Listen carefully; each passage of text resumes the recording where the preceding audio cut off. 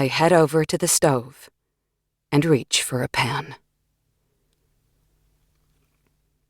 Alessandra, Rome, 1 year ago. Closing the clasp on the finished necklace, Alessandra returns the pliers to her workbench. She holds it up to the light. The green malachite glints, some stones richer in colour than others. It is weighty, pleasing, and she knows she won't sell it. She will wear it later today. It deserves an expedition. The cool rocks take on her body temperature as she fastens it around her neck. As she walks across the grass from her little workshop into the house, the early morning air sends a chill through her cotton nightgown. Alessandra couldn't sleep last night and chose espresso and creativity instead, labouring over the necklace through the early hours until dawn. She is rarely able to settle when there's a man in her bed who isn't her husband. Later that morning, as she stands in front of the mirror, brushing her long hair, which she dyes a rich golden blonde, she tries to seek out the root of her malaise. Her graceful body retains its tone and dancer's physique, though it has been decades since she last performed. Her limbs still respond to a diligent exercise regime with an athlete's muscle memory, remaining willowy and strong. But something has changed. She doesn't understand her body anymore. The stranger is gone from her bed, awkward and red-faced. Unable to navigate the yielding of midnight passion to morning mundanity, he disappeared with an embarrassed "Ciao" when she returned from her workshop. Perhaps he only just realised she may be in her 60s, the heady haze of last night's jazz club masking age and rational judgment. For him, at least. Alessandra shrugs.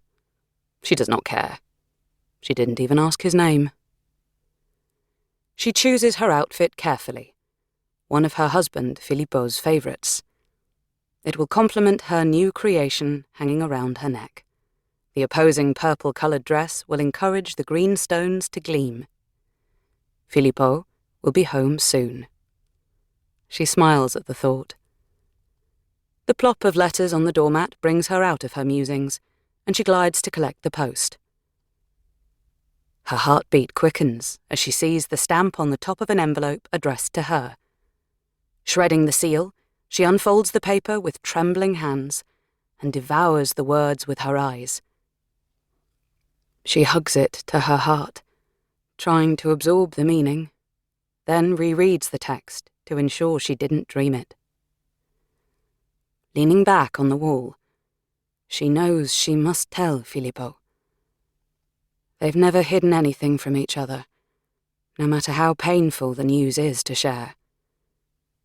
This is an unexpected journey neither of them could have predicted they would go on. Their first unwelcome adventure, and it will change everything. Kayla, London, 1 week ago. The slick concrete pavement glistens with oil and grime.